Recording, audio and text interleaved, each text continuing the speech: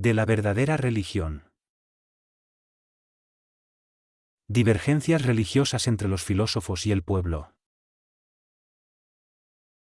1. Siendo norma de toda vida buena y dichosa la verdadera religión, con que se honra a un Dios único y con muy sincera piedad se le reconoce como principio de todos los seres, que en él tienen su origen y de él reciben la virtud de su desarrollo y perfección, se ve muy claramente el error de los pueblos que quisieron venerar a muchos dioses, en vez del único y verdadero, Señor de todos, porque sus sabios, llamados filósofos, tenían doctrinas divergentes y templos comunes. Pues tanto a los pueblos como a los sacerdotes no se ocultó su discorde manera de pensar sobre la naturaleza de los dioses, porque no se recataban de manifestar públicamente sus opiniones, esforzándose en persuadirlas a los demás si podían. Sin embargo de esto, juntamente con sus secuaces, divididos entre sí por diversas y contrarias opiniones, sin prohibición de nadie, acudían a los templos. No se pretende ahora declarar quién de ellos se acercó más a la verdad, mas aparece bastante claro, a mi entender, que ellos abrazaban públicamente unas creencias religiosas, conforme al sentir popular, y privadamente mantenían otras contrarias a sabiendas del mismo pueblo. Opinión de Sócrates sobre los dioses. 2. Con todo, Sócrates se mostró, al parecer, más audaz que los demás, jurando por un perro cualquiera, por una piedra o por el primer objeto que se le ofreciese a los ojos o a las manos en el momento de jurar. Según opino yo, entendía el que cualquiera obra de la naturaleza, como producida por disposición de la divina providencia, aventaja con mucho a todos los productos artificiales de los hombres, siendo más digna de honores divinos que las estatuas veneradas en los templos. Ciertamente no enseñaba el que las piedras o el perro son dignos de la veneración de los sabios, pero quería hacer comprender a los ilustrados la inmensa hondura de la superstición en que se hallaban sumidos los hombres, y a los que estaban por salir de ella habría que ponerles ante los ojos semejante grado de abominación, para que, si se horrorizaban de caer en él, viesen cuánto más bochornoso era yacer en el abismo, más hondo aún, del extravío de la multitud. Al mismo tiempo, a quienes pensaban que el mundo visible se identifica con el Dios Supremo, les ponía ante los ojos su insensatez, enseñando, como consecuencia muy razonable, que una piedra cualquiera, como porción de la soberana deidad, bien merecía los divinos honores. Y si eso les repugnaba, entonces debían cambiar de ideas y buscar al Dios único, de quien nos constase que trasciende a nuestra mente y es el autor de las almas y de todo este mundo. Escribió después Platón, ¿quién es más ameno para ser leído que persuasivo para convencer? Pues no habían nacido ellos para cambiar la opinión de los pueblos y convertirlos al culto del verdadero Dios, dejando la veneración supersticiosa de los ídolos y la vanidad de este mundo. Y así, el mismo Sócrates adoraba a los ídolos con el pueblo, y, después de su condena y muerte, nadie se atrevió a jurar por un perro ni llamar Júpiter a una piedra cualquiera, si bien se dejó memoria de esto en los libros. No me toca a mí examinar por qué obraron de ese modo, si por temor a la severidad de las penas o por el conocimiento de alguna otra razón particular de aquellos tiempos. Como la religión cristiana persuadió a los hombres verdades de imposible divulgación, según Platón. 3. Pero, sin ánimo de ofender a todos esos que cerrilmente se enfrascan en la lectura de sus libros, diré yo con plena seguridad que, ya en esta era cristiana, no ha lugar a duda sobre la religión que se debe abrazar y sobre el verdadero camino que guía a la verdad y bienaventuranza. Porque si Platón viviese ahora y no esquivase mis preguntas, o más bien, si algún discípulo suyo, después de recibir de sus labios la enseñanza de la siguiente doctrina, conviene a saber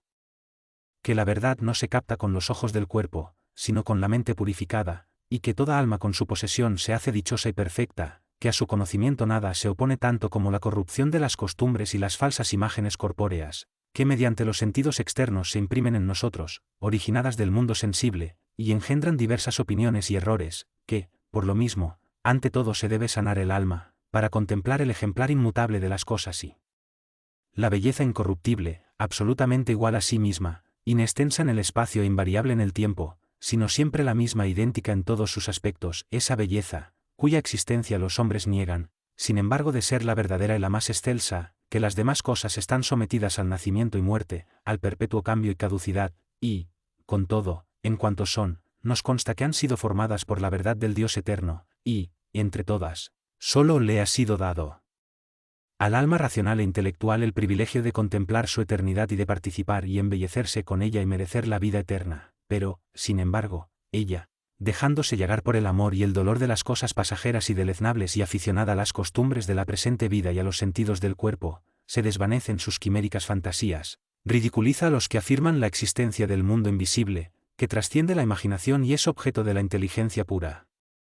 Supongamos, digo, que Platón persuade a su discípulo de tales enseñanzas y éste le pregunta: ¿creeríais digno de los honores supremos al hombre excelente y divino que divulgase en los pueblos estas verdades, aunque no pudiesen comprenderlas, o sí, habiendo quienes las pudiesen comprender, se conservasen inmunes de los errores del vulgo, sin dejarse arrastrar por la fuerza de la opinión pública?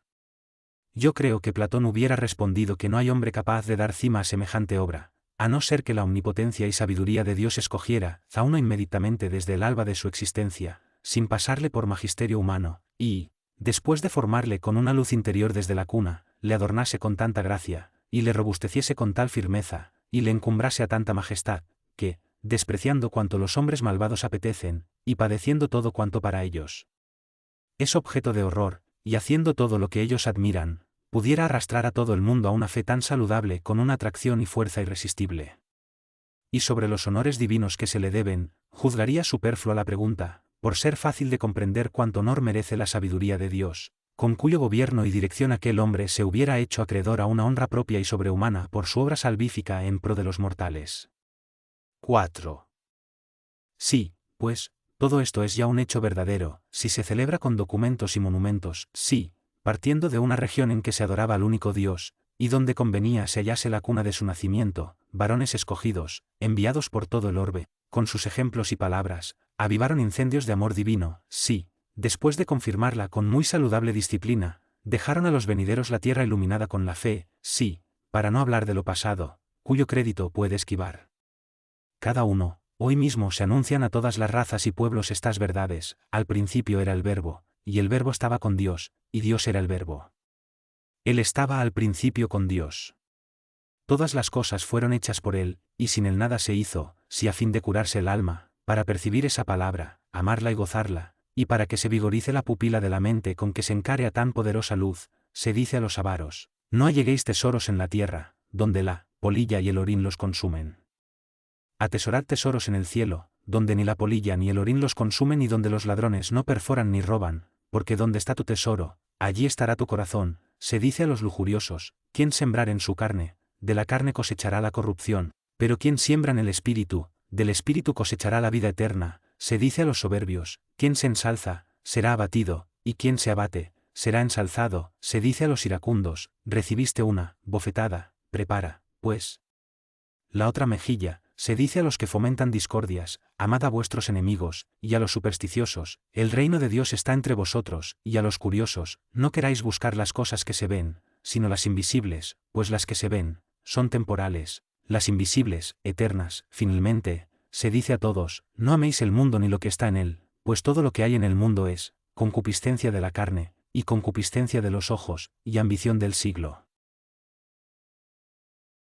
5. Sí, pues, estas enseñanzas por todo el mundo se leen a los pueblos y se oyen con sumo gusto y veneración, si después de tanta sangre esparcida, de tantas hogueras, de tantas cruces de martirio, las iglesias se han multiplicado con más fertilidad y abundancia hasta en los pueblos bárbaros, si nadie se maravilla ya de tantos miles de jóvenes y vírgenes que, renunciando al matrimonio, abrazan la vida casta.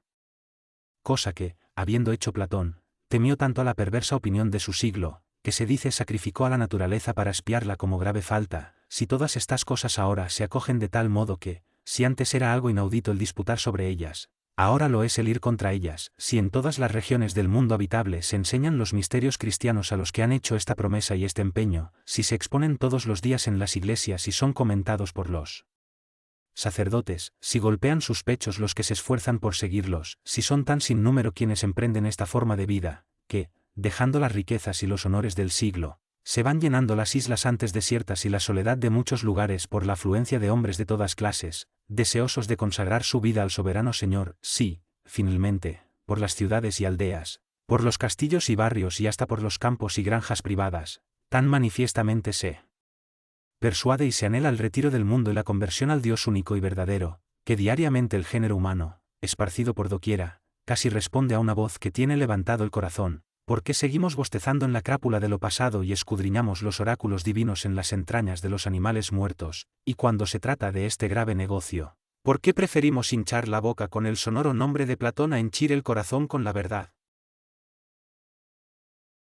Menosprecio de la filosofía materialista. 6. Los que, pues, rechazan como inútil o malvado el menosprecio de este mundo sensible y la purgación del alma con la virtud, para sujetada y ponerla al servicio del soberano Señor, deben ser refutados por otro medio, si es que vale la pena de discutirse con ellos.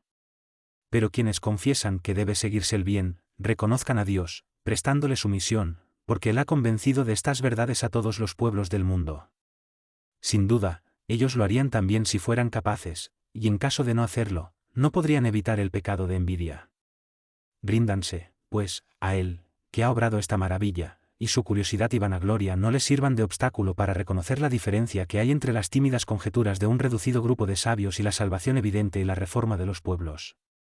Pues si volviesen a la vida los maestros de cuyo nombre se precian y hallasen las iglesias llenas y desiertos los templos de los ídolos, y que el género humano ha recibido la vocación, dejando la codicia de los bienes temporales y pasajeros, corre a la esperanza de la vida eterna y a los bienes espirituales y superiores, exclamarían tal vez así, si es que fueron tan dignos como se dice. Estas son las cosas que nosotros no nos atrevimos a persuadir a los pueblos, cediendo más bien a sus costumbres que atrayéndolos a nuestra fe y anhelo. 7. Luego si aquellos filósofos pudieran volver a la vida con nosotros, reconocerían, sin duda, la fuerza de la autoridad, que por vías tan fáciles ha obrado la salvación de los hombres, y, cambiando algunas palabras y pensamientos, se harían cristianos, como se han hecho muchos platónicos modernos y de nuestra época. Y si no confesaban esto, negándose a hacerlo por obstinada soberbia y envidia, dudo si serían capaces de elevar las alas del espíritu, embiscadas con semejante sordidez, a aquellas mismas cosas que, según ellos, debían apetecerse y procurarse. Porque ignoro si a tales varones sería impedimento el tercer vicio de la curiosidad, de consultar a los demonios, que a los paganos de quienes ahora tratamos aparta de la salvación, pues me parece demasiado pueril eso. ¿Dónde y cómo ha de buscarse la verdadera religión? 8. Pero, reaccione como quiera la soberbia de los filósofos, todos pueden fácilmente comprender que la religión no se ha de buscar en los que, participando de los mismos sagrados misterios que los pueblos, a la faz de estos, se lisonjeaban en sus escuelas de la diversidad y contrariedad de opiniones sobre la naturaleza de los dioses y del soberano bien. Aun cuando la religión cristiana solo hubiera extirpado este mal, a los ojos de todos sería digna de alabanzas que no se pueden expresar. Pues las innumerables herejías, separadas de la regla del cristianismo, certifican que no son admitidos a la participación de los sacramentos los que sobre Dios Padre y su sabiduría y el divino don profesan y propalan doctrinas contrarias a la verdad. Porque se cree y se pone como fundamento de la salvación humana que son una misma cosa la filosofía, esto es, el amor a la sabiduría, y la religión, pues aquellos cuya doctrina rechazamos tampoco participan con nosotros de los sacramentos. 9. Lo cual es menos de admirar en los que han querido admitir la disparidad de ritos y sacramentos, como no sé qué herejes llamados sofitas y los maniqueos y algunos otros.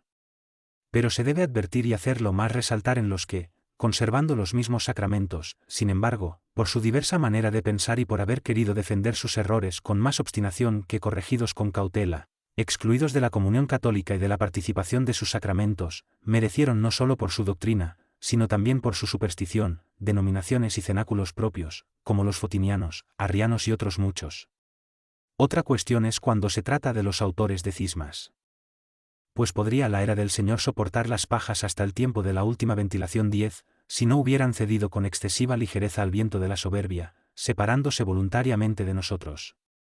Y cuanto a los judíos, aunque imploran al Dios único y todopoderoso, esperando de él solo bienes temporales y materiales, por su presunción no quisieron en sus mismas escrituras vislumbrar los principios del nuevo pueblo que surgió de orígenes humildes, y así se petrificaron en el ideal del hombre antiguo.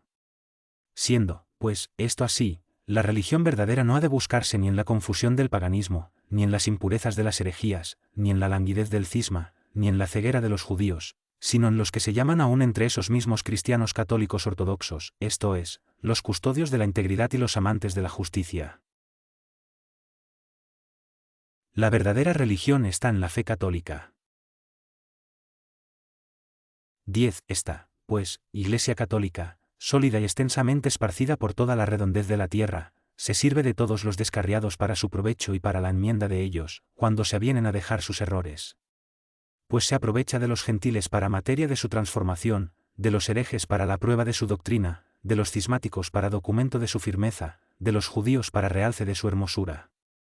A unos, pues, invita, a otros elimina, a estos desampara, a aquellos se adelanta, sin embargo, a todos da facultad para recibir la gracia divina, ora hayan de ser formados todavía, ora reformados, ora reunidos, ora admitidos.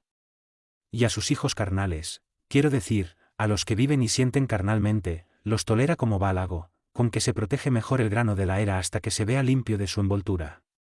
Mas, como en dicha era cada cual es voluntariamente paja o grano, se sufre el pecado o el error de uno hasta que se levante algún acusador o defienda su opinión con pertinaz osadía. Y los que son excomulgados, o se arrepienten y vuelven, o se deslizan en la maldad, abusando de su albedrío, para aviso de nuestra diligencia, o fomentan discordias para ejercitar nuestra paciencia, o divulgan alguna herejía para prueba y estímulo de nuestra formación intelectual. He aquí los paraderos de los cristianos carnales, que no pudieron ser corregidos ni sufridos. 11. Muchas veces permite también la divina providencia que hombres justos sean desterrados de la Iglesia católica por causa de alguna sedición muy turbulenta de los carnales.